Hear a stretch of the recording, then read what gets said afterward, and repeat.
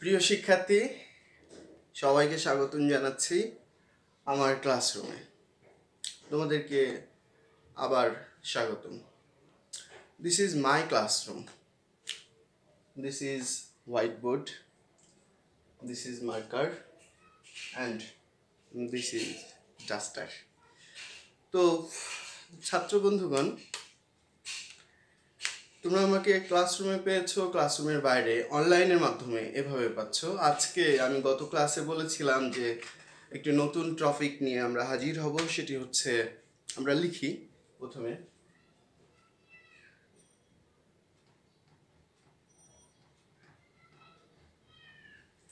আমি লিখলাম বানান।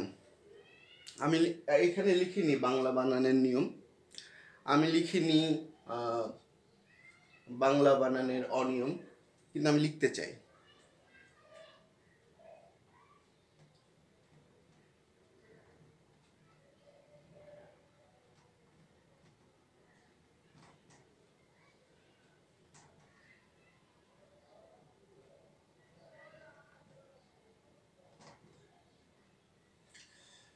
তোমরা একটু খেয়াল করলে বুঝতে পারবে যে আমি লিখেছি বাংলা বানানের নিয়ম এবং বাংলা বানানের অনিয়ম, অর্থাৎ কোনটা আমাদের চোখে নিয়ম হিসেবে আমরা দেখি এবং কোনটা অনিয়ম হিসেবে দেখি। আজকের ক্লাসে মূলত আমরা তেমন বেসিক কোনো নিয়মে যাব না, কারণ আজকে আমরা কিছু সমস্যা সমাধান করব।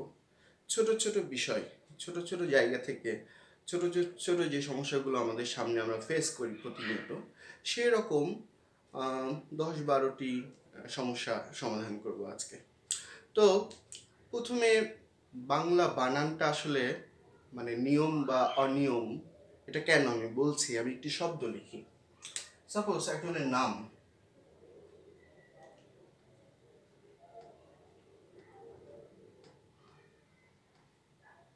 কালাম। এখন তোমরা কি বলতে পারবে এই শব্দটি কোন নিয়মে হয়েছে? আমি জানি কেউ বলতে পারবে না। একটি জায়গায় তোমরা বলতে পারবে যে স্যার এটি একটি মৌলিক শব্দ, এটুকুই বলতে পারবে। তো আমরা সহজে বলতে পারি যে আমরা কোনো কিছু বলতে চেয়েছি এবং আমাদের সামনে যে ধ্বনিগুলো এসেছে সেই ধ্বনিগুলোই আমরা মূলত লিখেছি।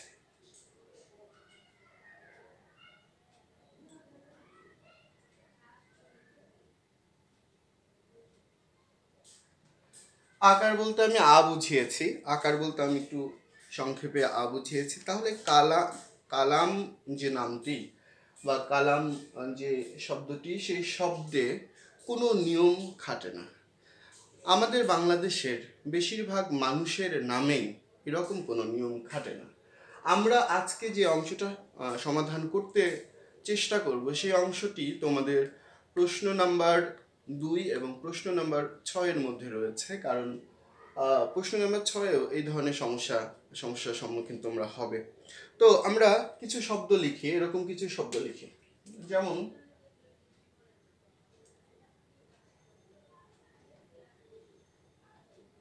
ব্যবসায়। আবার লিখি ব্যবসা। তো কোন শব্দটি তোমাদের কাছে ঠিক মনে হয়, কোন শব্দটি ভুল? ব্যবসায় বলে আসলে কি কোনো শব্দ আছে? কোন শব্দটি ভুল, কোন শব্দটি ঠিক? তোমাদের যা মনে হয় আমাকে বলতে পারো। অবশ্যই কমেন্ট সেকশনে গিয়ে তোমরা বলবে যে এই মুহূর্তে তোমরা এই কথাটি বলেছিলে। তো আমি একটু তোমাদের দেখিয়ে দিতে চাই যে আসলে এই বানানটি ভুল আর এই বানানটি, তোমরা বলো এই বানানটিও ভুল। তাহলে বানান কোনটি ঠিক? ব্যবসায়,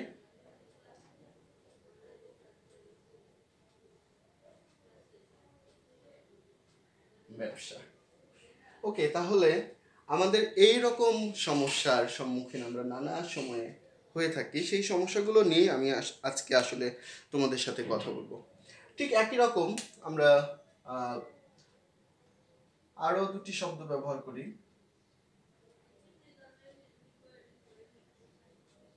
ব্যবহার,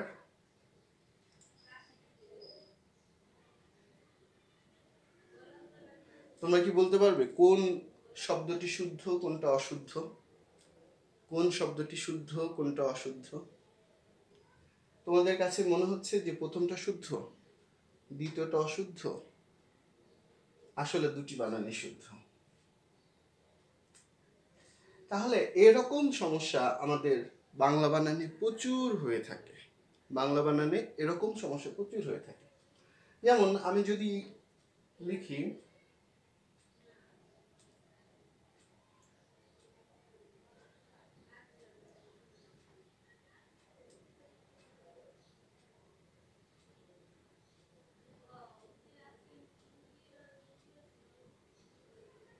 নারী শব্দটি আমি লিখছি,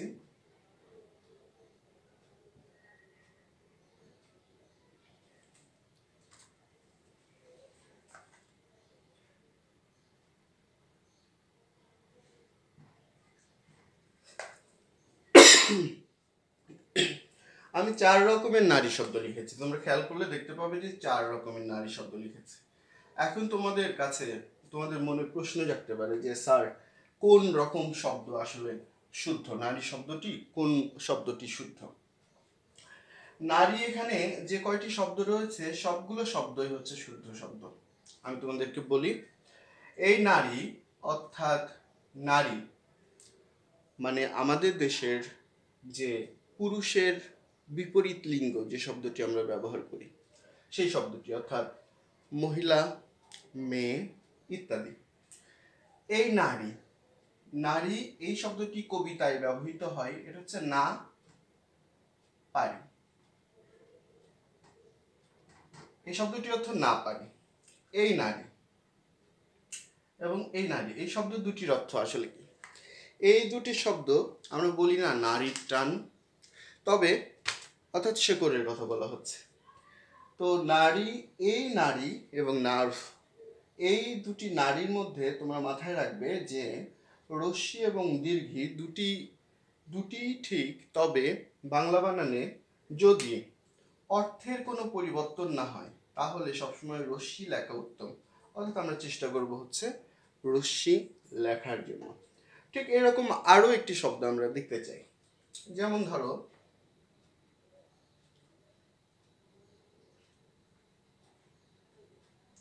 হস্তি।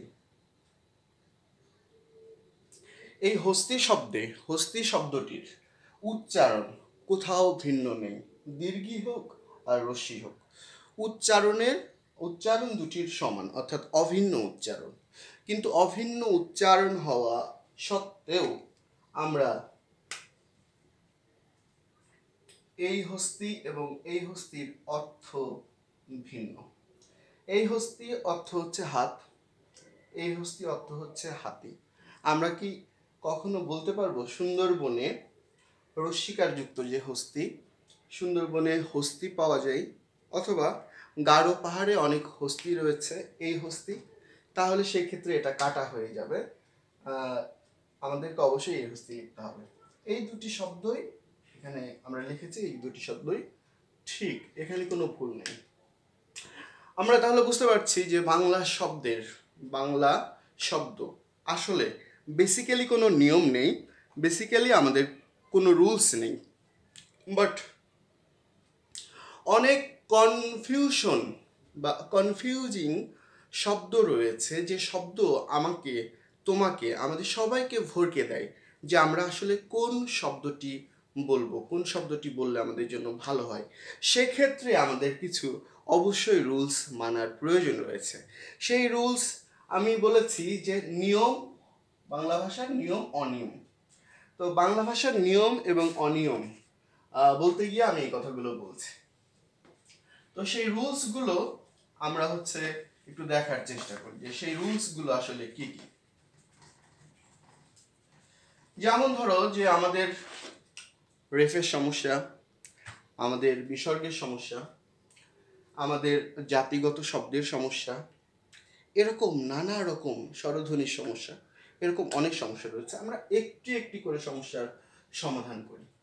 তো প্রথমে আমরা হচ্ছে ফার্স্ট শব্দ লিখি। যেমন ধরো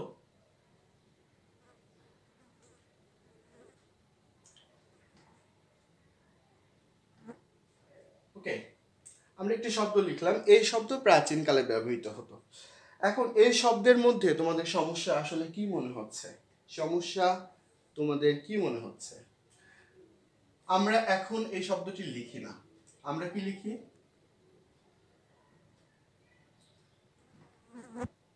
আমরা এই শব্দ লিখি, অর্থাৎ দ্বিত্ব।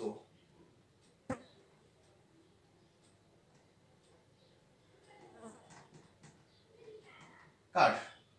রেফ থাকলে, রেফ থাকলে দ্বিত্ব হয় না। আমাদের সবসময় মাথায় রাখতে হবে যে কোনো শব্দে যদি রেফ থাকে তাহলে দ্বিত্ব হয় না। আমরা আগে অনেক সময় দেখা যায় আমরা অনেক শব্দ অনেক টাইপের ব্যবহার করেছি। আমরা যদি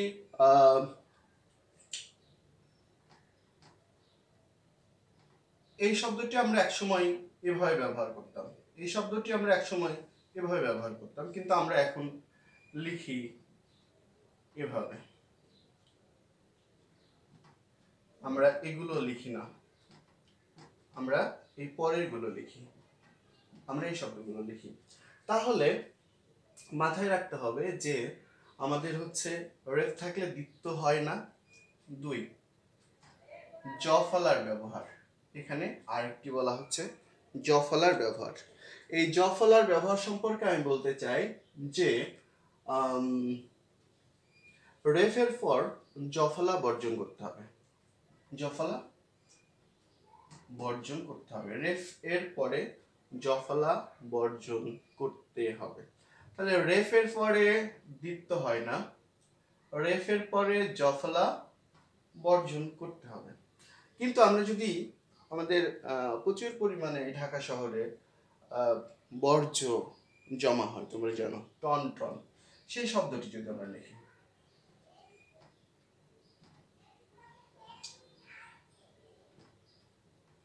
এই শব্দটি হচ্ছে ব্যতিক্রম শব্দ। এরকম প্রচুর শব্দ রয়েছে যে শব্দগুলো ব্যতিক্রম শব্দ হিসেবে আমাদের সামনে এসে হাজির হয়েছে। এই শব্দগুলো হচ্ছে আমাদের ক্ষেত্রে ব্যতিক্রম হিসেবে হাজির হয়েছে। তো এই সমস্যা সমাধান আমরা খুব সহজে করতে পারবো। আমরা একে একে দেখি যে আমাদের এরকম কি কি রয়েছে। তাহলে একটা গেল আমাদের হচ্ছে রেফের সমস্যা, রেফ সমস্যার সমাধান আমরা করলাম। তো আমরা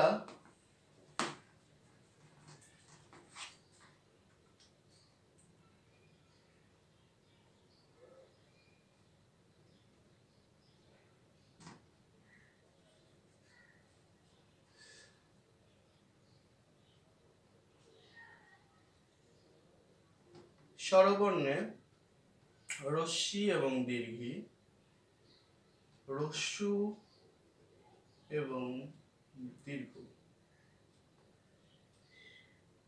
অথবা কার বা কার চিহ্ন, রস্যিকার, দীর্ঘিকার,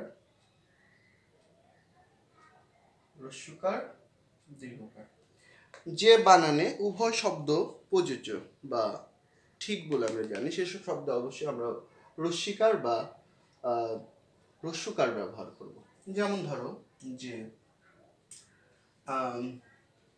আমরা লিখি বাড়ি, লিখি বাড়ি, লিখি গাড়ি, লিখি গাড়ি। তাহলে আমরা দেখা যায় রস্যিকার আমরা সবসময় ব্যবহার করার চেষ্টা করব, রস্যিকার সবসময় আমরা ব্যবহার করব। আবার দেখা যায় যে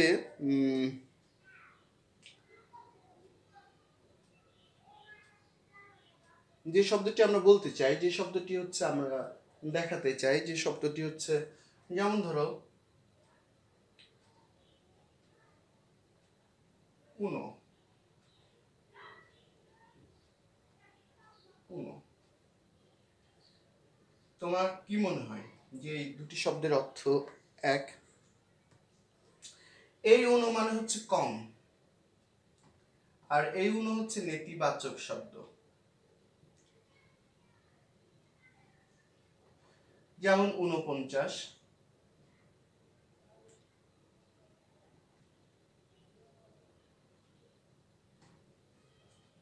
তো এরকম করে আমরা দেখা যায় যে শব্দের অর্থের আলাদা, এক্ষেত্রে আমরা কখনো হ্রস্ব এবং দীর্ঘকে আলাদা করতে পারবো না। এক্ষেত্রে আমরা আমাদের দুটোই ব্যবহার করতে হবে, অর্থাৎ হ্রস্ব দীর্ঘ সবসময় যে একই রকম থাকবে এরকম নয়।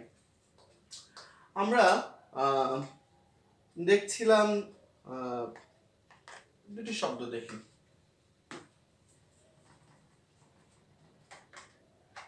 আগে দেখা যেত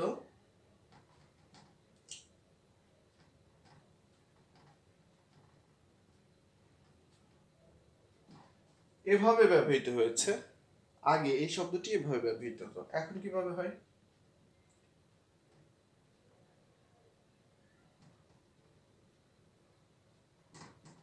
এই শব্দটি কিন্তু এখন এভাবে ব্যবহৃত হয়, অর্থাৎ আমাদের শব্দের অনেক পরিবর্তন হয়েছে, আমরা এগুলো দেখতে পাচ্ছি।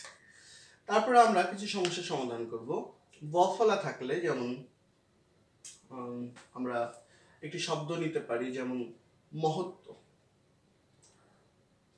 মহত্ব, মহত্ব কোনটি ঠিক? মহত্ব, মহত্ব। এই শব্দটি আমরা এখন ব্যবহার করি না, এই শব্দটি আমরা ব্যবহার করি। অর্থাৎ বফলা থাকলে দ্বিত্ব হয় না। আমাদের মাথায় রাখতে হবে যে বফলা থাকলে দ্বিত্ব হয় না। দেন আমরা হস চিহ্ন নিয়ে কথা বলি। হসন্ত, হসন্ত চিহ্ন। আমরা তুচ্ছাত্য কিছু শব্দ ব্যবহার করি, বিশেষ করে ক্রিয়াপদের, যেমন চল, পর। এই গুলোতে আমরা একসময় দেখেছি প্রচুর পরিমাণে হস চিহ্ন ব্যবহৃত হয়েছে, কিন্তু এখন এগুলো হস চিহ্ন ব্যবহৃত হয় না। এখন আমাদেরকে বলতে হবে যে চল, পর। অর্থাৎ এখানে হস চিহ্নের কোনো প্রয়োগ আমরা দেখি না, এইভাবে আমরা প্রয়োগ আমরা দেখব না। তারপরে আমরা চলে যাব আরেকটি জায়গা, সেটি হচ্ছে, আমরা এটা একটু টেনে দিই।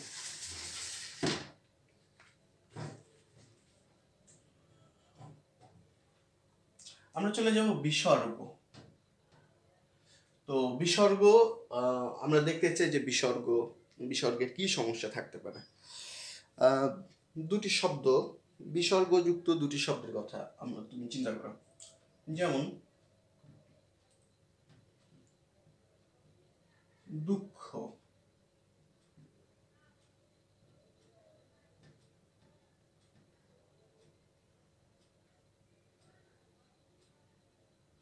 দুস্থ। আমরা দেখি যে বিসর্গ থাকা না থাকার শব্দের অর্থের কি পরিবর্তন হয়, এই জিনিসটা আমরা দেখতে চাই। এখন আমরা যদি বিসর্গটা উঠিয়ে দিই, তাহলে দুঃখ আর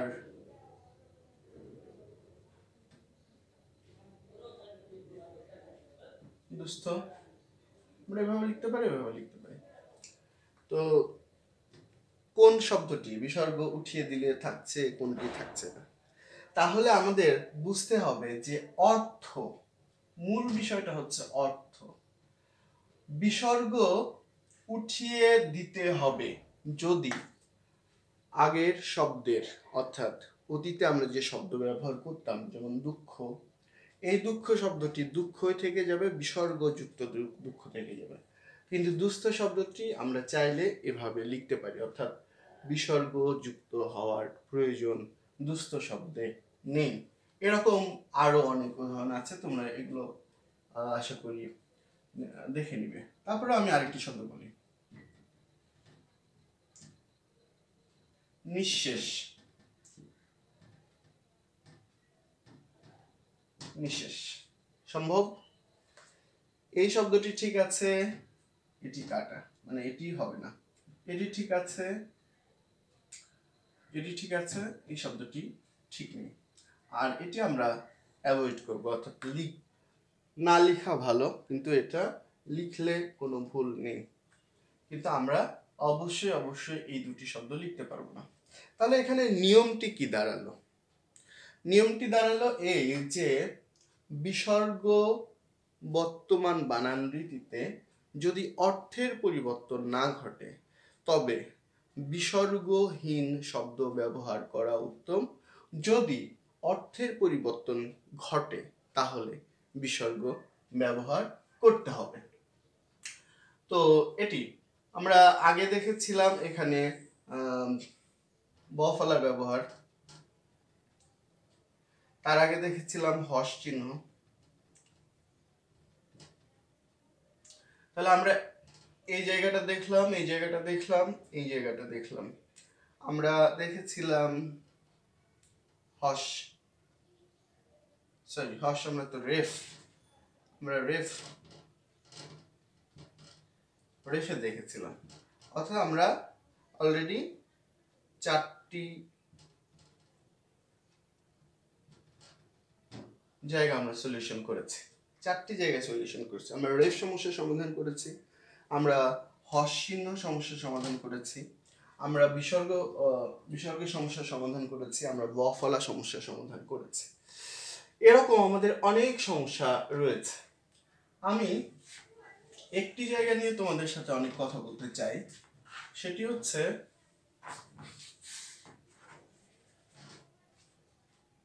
সকল অঞ্জলি বানানে। অঞ্জলি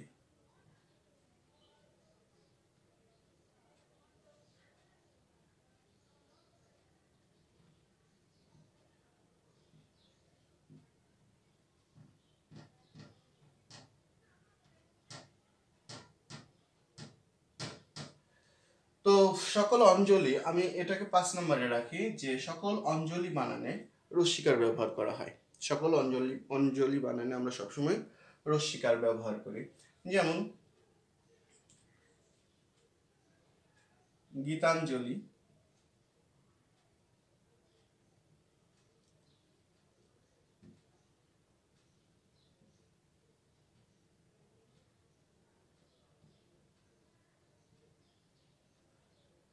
গীতাঞ্জলি, শ্রদ্ধাঞ্জলি, পুষ্পাঞ্জলি।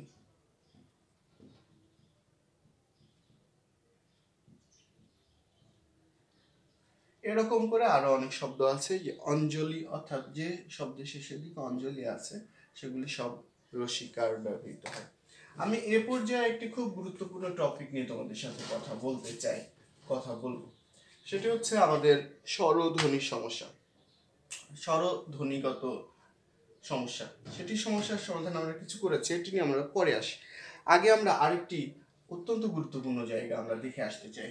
এর জন্য আমাদের বোর্ডটা পুরো মুছে ফেলতে হবে।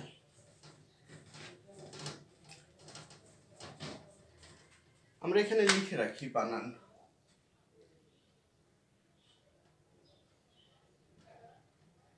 আমরা এটা লিখে রাখি। আমরা বর্গীয় ধ্বনি তো বুঝছি সবাই, বর্গীয় ধ্বনি, আমরা সেই বর্গীয় ধ্বনিগুলো লিখি। বর্গীয় ধ্বনি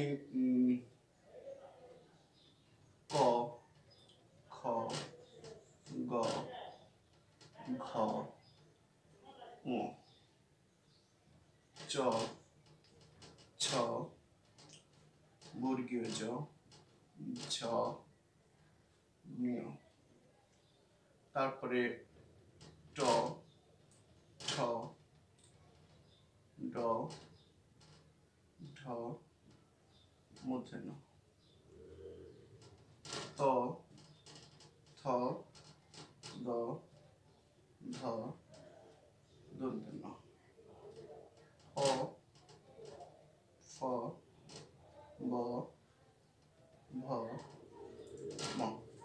আমরা জানি যে বাংলা ভাষায় স্পর্শধ্বনি, স্পৃষ্টধ্বনি, ঘৃষ্টধ্বনি, এই 25টি ধ্বনি বা বর্ণ চিহ্ন। এই ধ্বনির এই জায়গাটা আমরা দেখি যে এগুলো নাসিক্য। আমাদের মাথায় রাখতে হবে এই নাসিক্য ধ্বনিগুলো যদি কোনো বর্ণের সাথে, বর্ণের পূর্বে, শব্দটা লিখে রাখি পূর্বে। পূর্বে বসে যুক্ত বর্ণ হয়, তাহলে কি হয়? পূর্বে বসে যুক্ত বর্ণ হলে এই নিয় কখনো এই বর্ণগুলোর সাথে যুক্ত হিসেবে বসতে পারবে না। এই মূর্ধন্য কখনো এই বর্গের বাইরে যেতে পারবে না। দন্তের ন কখনো এই বর্গের অর্থাৎ ত বর্গের বাইরে যেতে পারবে না। ম কখনো প বর্গের বাইরে যেতে পারবে না। আমি কিছু এক্সাম্পল তোমাদের দিয়ে দেখাই। প্রথমে আমি এখান থেকে এক্সাম্পল অনেকগুলো আছে, অনেক আছে। বঙ্গ, এখানে কি আছে? এটা যদি আমরা ভাঙি তাহলে এভাবে হয় অঙ্গ, বঙ্গ, অঙ্গ, তারপরে আমরা হচ্ছে ভঙ্গ, অঙ্ক, এরকম অনেক লিখতে পারি। ভঙ্গ, অঙ্ক, এরকম যাই লিখি না কেন তাহলে ও গ আমাদের রেজাল্ট দাঁড়াচ্ছে এরকম। তারপর আমরা দ্বিতীয়টা আমরা একটু দেখতে চাই। সেটি হচ্ছে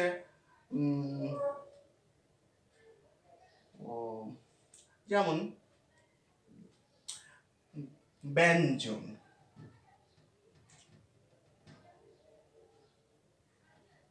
ব্যঞ্জন,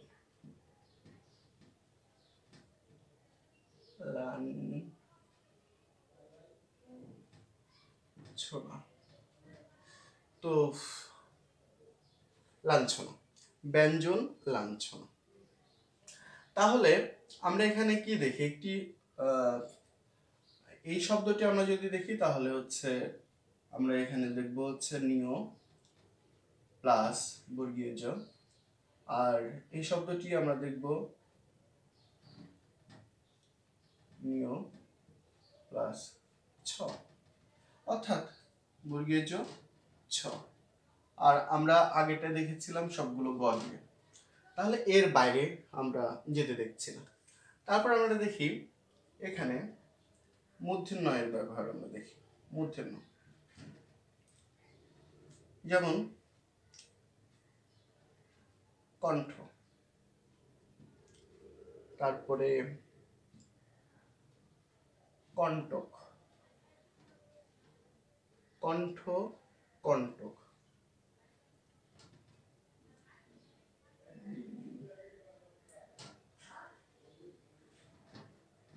পণ্ডিত,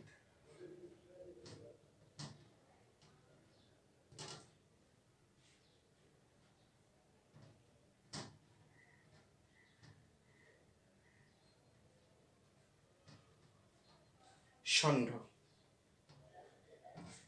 আমরা এখানে কি কি যোগ হয়েছে আমরা একটু খেয়াল করে দেখি। সেটি হচ্ছে ন প্লাস ঠ, ন প্লাস ট, তারপরে আমরা দেখি ন প্লাস ড, ন প্লাস ঢ, এরকম করে যুক্ত হয়েছে। তোমরা, আমি বলছি, সিঙ্গেল ওয়ার্ড পাবে না, সিঙ্গেল একটি শব্দ বাংলা ভাষায় পাবে না যে এই ন এই বর্গের বাইরে কোথাও গিয়ে পূর্বে যুক্ত হয়ে ব্যবহৃত হয়। আমরা এবার দেখি হচ্ছে দন্তের ন এবং হচ্ছে ময়ের। দন্তের ন ক্ষেত্রে আমি একটু উদাহরণ দিই, সময়ের ব্যাপার আছে। সেটা দন্ত, এখানে কি হয়েছে? দন্তের ন ত, এখানে যদি দিই দম্ভ, ম প্লাস ভ। ওকে, তাহলে আমরা দেখলাম যে নাসিক্য বর্ণ তার বর্গের বাইরে গিয়ে কখনো, নাসিক্য বর্ণ তার বর্গের বাইরে গিয়ে কখনো ব্যবহৃত হয় না, ব্যবহৃত হতে পারে না। এই জিনিসটি আমাদের মাথায় রাখতে হবে। এখন কিছু জায়গা আছে যেমন পদ্ম, পদ্মা। এখন তোমরা বলতে পারো যে এই শব্দগুলো স্যার কিভাবে হয়? অবশ্যই অবশ্যই, আমি বলেছি পূর্বে। আমরা এটা ভাঙলে কি কি পাই? দ প্লাস ম। ওকে, ম পরে এটারও একই রকম দ প্লাস ম। তাহলে এই স্ট্রাকচারটি তোমাদের লিখে নেওয়া খুব জরুরি আমি মনে করছি। এই স্ট্রাকচারটি এভাবে করে আমাদের সাধারণত বইগুলোতে দেয়া থাকে না, আমি চাইবো তোমরা এগুলো খুব ভালো করে লিখে নেবে। তো এই একটি জায়গা, খুব গুরুত্বপূর্ণ একটি জায়গা। আর একটি জায়গা আমি খুব নক করতে চাই, খুব গুরুত্বপূর্ণ, সেটা আমার কাছে মনে হচ্ছে, ঠিক আছে? আমি কিন্তু তোমাদের নিয়ম বলছি না, আমি শুধু তোমাদের কিছু জায়গা দেখিয়ে দিচ্ছি, কিছু জায়গা আমি দেখিয়ে দিচ্ছি যে জায়গাগুলো আমরা ব্যবহার করি। যেমন হচ্ছে কিছু শব্দ, প্রতিযোগী, তারপরে হচ্ছে উপকারী, চাকরি, প্রাণী, তারপরে হচ্ছে মন্ত্রী। সবগুলো দীর্ঘিকার রয়েছে, কিন্তু এই শব্দের সাথে যদি একটি লেজ লাগে, অর্থাৎ কিছু একটা লেগে যায়, তাহলে কি হয়? তাহলে যেমন প্রতিযোগিতা, প্রতিযোগিতা,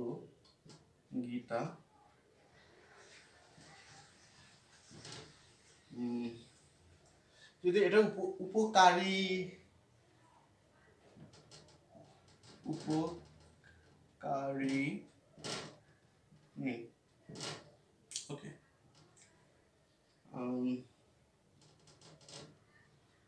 চাকুরিজীবী, প্রাণী বিদ্যা, মন্ত্রী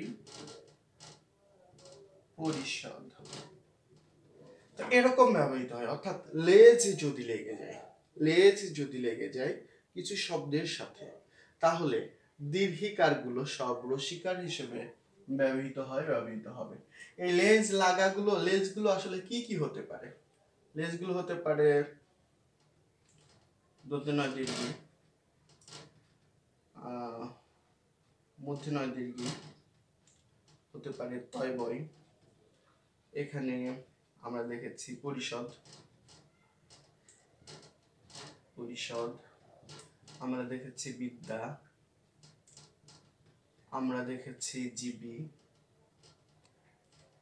আমরা দেখেছি নিত পেয়েছি, প্রতিযোগিতা, তা, এরকম আরো জগৎ,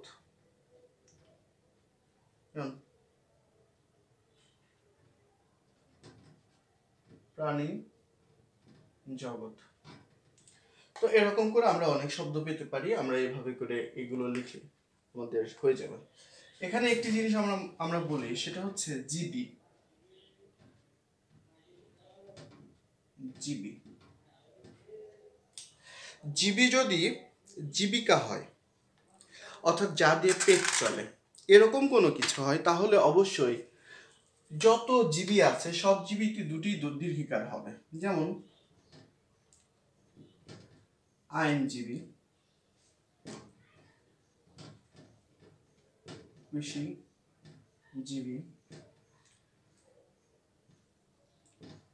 মৎস্যজীবী, অর্থাৎ জীবিকা নির্বাহ করা হয় এমন যা কিছু আছে, সেই জায়গাগুলোতে হচ্ছে আমাদের মনে রাখতে হবে যে আমরা সবসময় বর্গের জ এবং ব দুটিতে আমরা দীর্ঘিকার ব্যবহার করি।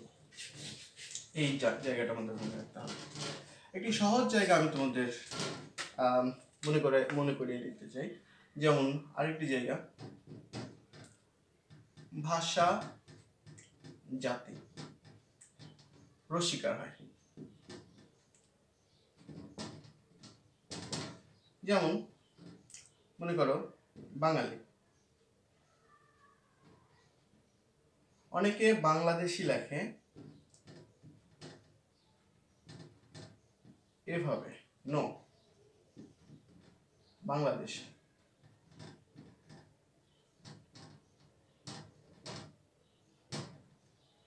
ইংরেজি,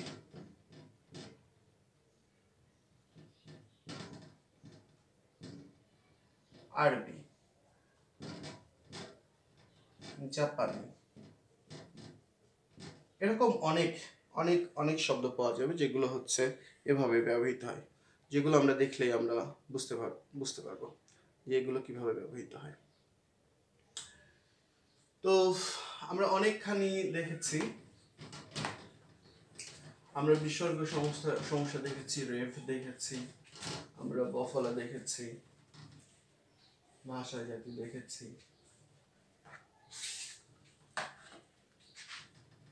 আমি আরেকটি জায়গা, যে জায়গাটা তোমাদের কাছে অনেকের কাছে কঠিন মনে হয়, আমি কিছু শব্দ লিখতে চাই। যেমন পর্বত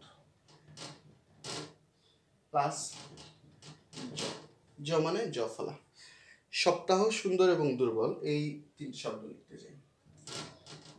সপ্তাহ,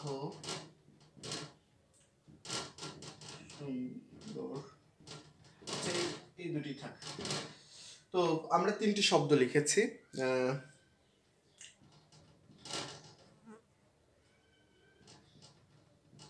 ওকে, আমরা এটুকু লিখেছি। আমরা একটু দেখি যে এটা থেকে আসলে কি হয়। পর্বত থেকে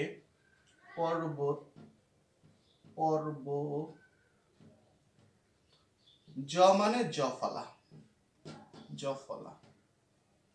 তাহলে পর্বত তো হওয়ার কথা, তাই না? তাহলে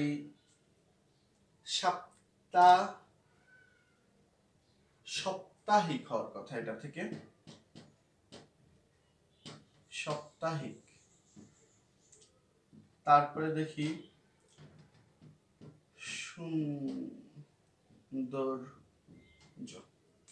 এই শব্দগুলো হওয়ার কথা আমরা দেখি, কিন্তু এই শব্দগুলো হয় না কেন? মানে নিয়ম অনুযায়ী তো এই শব্দগুলো হওয়ার কথা, কিন্তু আমরা একটি জিনিসই জেনে রাখি, সেটা হচ্ছে আদি স্বর বৃদ্ধি। আদি স্বর বলতে তো আমরা বুঝি পরে একটা অ আছে, এটা হচ্ছে আদি স্বর। এখানে সব এটা রস্য আছে, এই আদি স্বর আমরা বুঝলাম, এটাই হচ্ছে আদি স্বর। এখন বৃদ্ধি কি? আদি স্বর বৃদ্ধিটা আসলে কি? আদি স্বর বৃদ্ধিটা আমরা একটু দেখতে চাই। সেটি হচ্ছে রস্যই দীর্ঘই, যদি এটা হয় তাহলে ওই হয় বা ওই কার হয়। তারপরে রস্যু বা যদি দীর্ঘ হয় তাহলে ও বা ওকার হয়। তারপরে হচ্ছে রি সমান আর হয়, এবং হচ্ছে আরেকটি আছে হচ্ছে অসমান আ। এখন ব্যবহারটা কোথায়, কিভাবে, আমি একটু তোমাদের এই জায়গাটা একটু দেখাতে চাই, ক্লিয়ার করতে চাই। সেটা হচ্ছে, দেখো প অ, এখানে একটা অ আছে, প অর যদি বৃদ্ধি ঘটে তাহলে হয় আ। পর যদি বৃদ্ধি ঘটে, এগুলো মনে রাখবে যে এগুলো হচ্ছে প্রত্যয়ের ক্ষেত্রে, প্রত্যয়গত সমস্যা। তো প এর সাথে একটা অ আছে, সেই অ অর্থাৎ আদিস্বর, প অ আদিস্বর বৃদ্ধি পেয়ে আ হয়েছে, অর্থাৎ হয়ে গেছে পর্বত, হয়ে গেছে পার্বত্য। স অ, এখানে একটা অ আছে, এই অ আ হয়ে গেছে সাপ্তাহিক। রস্যু হয়ে যায় কি? রস্যু দীর্ঘ ও হয়ে যায়, অর্থাৎ সু আর সু থাকে নাই, সৌন্দর্য হয়ে যায়। এই জায়গাগুলো আমি বলবো ভাষার সৌন্দর্য। বাংলা ভাষা কত সুন্দর, এই জায়গাগুলো বুঝলেই আমরা খুব সহজে আমরা বুঝে যাই যে বাংলা ভাষা কত সুন্দর। বাংলা বানানের নিয়ম এবং অনিয়মের কথা আমরা বলছিলাম।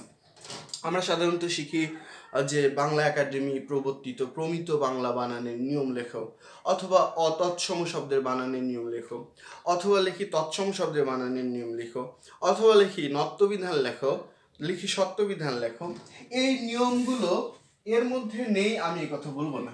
এই নিয়মগুলো অবশ্যই এর মধ্যে রয়েছে। এর বহু নিয়ম এর মধ্যে আমরা দেখতে পাই, এর মধ্যে অনেক নিয়ম আছে দেখতে পাই। আমি অ্যাট লাস্ট আমরা দ এর ক্ষেত্রে দীর্ঘকার ব্যবহার, দ এর ক্ষেত্রে দীর্ঘকার ব্যবহার এই জায়গাটা আমি একটু শুধু দেখাতে চাই। সেটি হচ্ছে দ এর ক্ষেত্রে দীর্ঘকার শুধুমাত্র দূরত্ব বোঝায়। দূরত্বর বাইরে গেলে হবে না। অর্থাৎ যেমন দূরত্ব, এই শব্দটা যেমন দূরবীন, ওকে। কিন্তু যদি বলা হয় দুর্নীতি, তাহলে এটা সুকার হবে। তাহলে দূরত্ব বোঝা হয়, দূরত্ব, এটা আমাদের মাথায় রাখতে হবে যে দূরত্ব বোঝাতে আমরা শুধুমাত্র দীর্ঘকার ব্যবহার করব, অন্যথায় আমাদের হচ্ছে দীর্ঘকার ব্যবহারের আমাদের কোনো প্রয়োজন নেই। এরকম করে বাংলা ভাষায় অনেক শব্দ আছে, অনেক বাক্য আছে, বাক্যে ব্যবহারের উপযোগিতার উপরে নির্ভর করে সেই শব্দটা আমরা কিভাবে ব্যবহার করব, কিভাবে ব্যবহার করব না। তো প্রিয় শিক্ষার্থী, আজকের এই ক্লাসে অর্থাৎ বাংলা দ্বিতীয় পত্রের বানানের এই ক্লাসটাতে আমি দেখানোর চেষ্টা করলাম যে অল্প ছোট ছোট কিছু সমস্যা আমাদের চোখের সামনে পড়ে, সেই সমস্যাগুলো কিভাবে সলভ করতে হয়। আমি আশা করি তোমরা এই জায়গাগুলো পজ দিয়ে রাখবে। আমি বোর্ডটা মুছে ফেলি। তো পজ দিয়ে রাখবে, পজ দিয়ে দেখবে। আমার ক্লাস টাইম আজকে হয়তো একটু বেশি সময় আমার লেগে গেছে। এটার আরেকটি সিকুয়েল হিসেবে দ্বিতীয় ক্লাস আসবে, তৃতীয় ক্লাস আসবে, যে ক্লাসগুলো হয়তো আমি পরে নেব, কারণ নেক্সট ক্লাসে হয়তো আমি এই টপিকের বাইরেও চলে যেতে পারি, অন্য একটি টপিক নিয়ে কথা বলতে পারি, কারণ আমাদের ক্লাস অনেক বেশি আমার নিতে পারবো এরকম না, টাইম লিমিটেশনের ব্যাপার আছে। তোমরা অবশ্যই বাসায় পড়বে, বাসা থেকে কোনোভাবেই বের হবে না। সরকার যে নির্দেশ দেয় সেই নির্দেশ তোমরা পালন করবে। আমাদের প্রতিষ্ঠান Saint Gregory's High School and College এবং বাংলাদেশের সমস্ত শিক্ষা প্রতিষ্ঠান যে নির্দেশ বা নির্দেশনা দেয় তোমরা সেই অনুযায়ী কাজ করবে। আর মাথায় রাখবে যে এখন আমরা প্রধানমন্ত্রী শেখ হাসিনা বলেছেন যে, এবং অন্যরাও বলেছেন যে এখন যুদ্ধাবস্থা, আমরা আর একটু মুক্তিযুদ্ধে অংশগ্রহণ করছি। আমি একজন শিক্ষক হিসেবে এই মুক্তিযুদ্ধে অংশগ্রহণ করেছি এবং আমি আমার জায়গা থেকে আমি আমার এই ক্লাসরুম ব্যবহার করে, এইটুকু জায়গা ব্যবহার করে আমি এখান থেকে যুদ্ধ করে যাচ্ছি, তোমাদের জন্য আমি লড়ে যাচ্ছি, বা আমার জন্য আমি বেঁচে থাকার চেষ্টা করছি। তোমাদেরকে বেঁচে থাকতে হবে।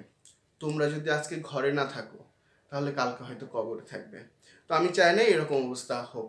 আর এই চ্যানেলটি তোমরা একটু সাবস্ক্রাইব করে নেবে, কারণ হচ্ছে তাহলে তোমরা এই গ্রুপে না থাকা অবস্থায়ও তোমরা হচ্ছে এই ভিডিওটি পাবে।